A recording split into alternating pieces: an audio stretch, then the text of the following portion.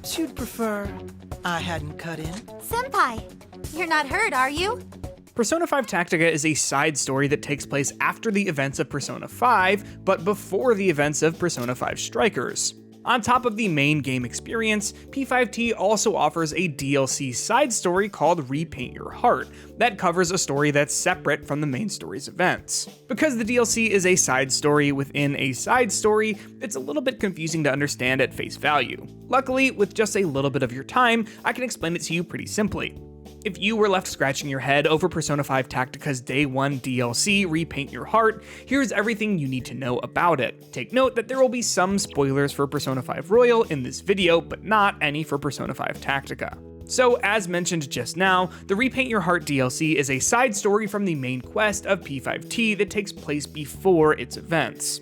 The Persona 5 Tactica story takes place right after the events of Persona 5 wrap up, but Repaint Your Heart takes place in the middle of Persona 5 Royal. Weirdly enough, P5T doesn't mention any of the events or characters of Royal in the main story, but the DLC is exclusively about Kasumi and Akechi. Repaint Your Heart is set sometime during Sai's Palace in November of Persona 5 Royal.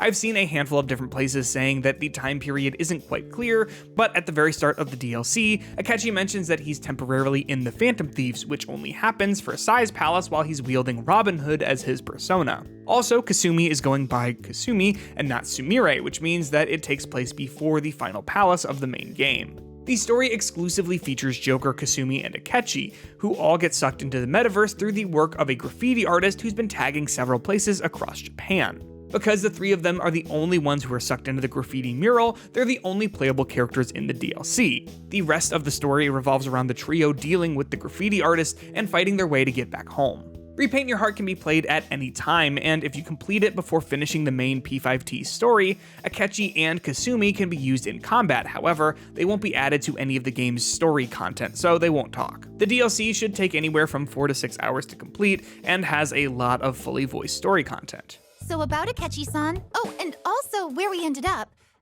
What else? Let's take this all one step at a time. While the DLC's combat is the same tactics gameplay that you'll find in the base version of P5T, it does add some interesting mechanics that change things up, like its Splatoon-like paint system. The system essentially revolves around painting the battlefield to create advantages for yourself when you attack enemies, while watching out for enemy paint that will put you at a disadvantage. It's a pretty solid mechanic that adds a lot to the already solid tactics gameplay featured in the base game. If you're looking for more from the game's combat, I'd recommend giving the DLC a shot. On top of the additional story content and changes to the combat, the Repaint Your Heart DLC also adds a challenge mode that ups the difficulty of the main game by giving you specific clear requirements and restricting some of your abilities. Unfortunately, the challenge stages are only unlocked after completing both the DLC story and the main game story, so keep that in mind if you're looking for a bigger challenge out of Persona 5 Tactica. To access the DLC, simply select the downloadable content option from the main menu, and you'll have access to all of the additional content.